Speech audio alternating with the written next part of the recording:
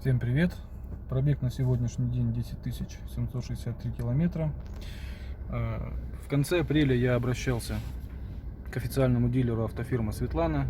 Обращение по гарантии со стуками в передней части автомобиля. Ну, я думаю, что это подвеска. Меня подняли на подъемник, подергали там что-то руками за суппорта и сказали, что стучат у меня суппорта в автомобиле. Я с ним, конечно же, не согласился. И они мне назначили диагностику на вибростенде на сегодняшний день. Можно было, конечно, сделать это раньше, но у них почему-то он не работал, они там ждали какие-то запчасти. Так что вот сегодня посмотрим, потрясем автомобиль, что там в нем стучит, гремит, суппорта или нет. В общем, смотрите дальше.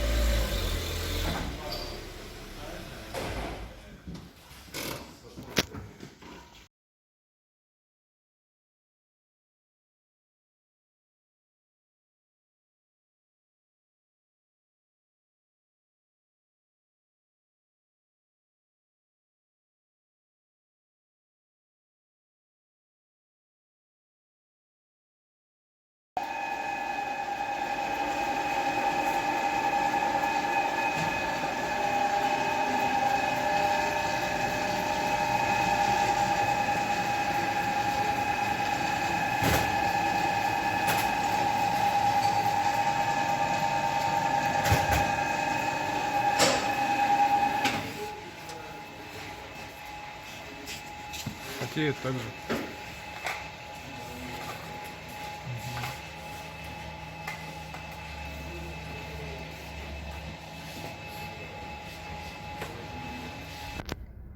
Итак, подведем итоги визита в Автосветлану с обращением по гарантии со стуком подвески. Продиагностировали автомобиль на вибростенде. Вибростенд показал, что амортизаторы в порядке, проверили эффективность их.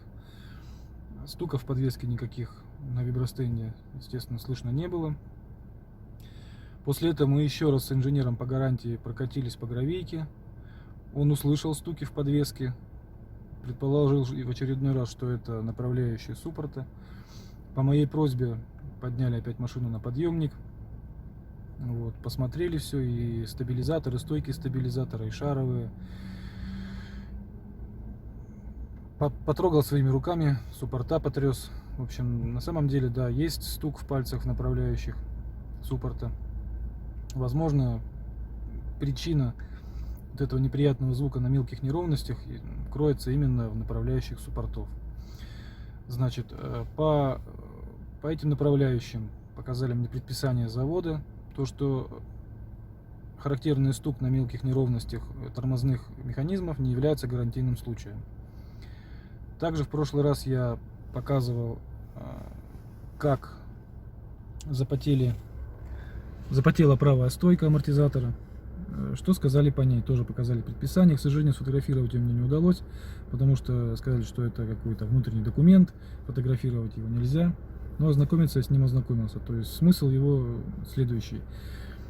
Если на амортизаторе имеется запотевание и потеки больше, чем треть его длины, то есть если запотевание больше, чем 1/3, то это уже является гарантийным случаем, соответственно, гарантийная замена. Если же запотевание и какие-то потеки масла меньше, чем на 1/3 амортизатора на корпусе его, то, соответственно, это не является гарантийным случаем. У меня запотевание, как вы видели, меньше, чем 1/3. Таковы итоги моего сегодняшнего визита к этому дилеру. Всем удачи! Надеюсь, мое видео было полезным.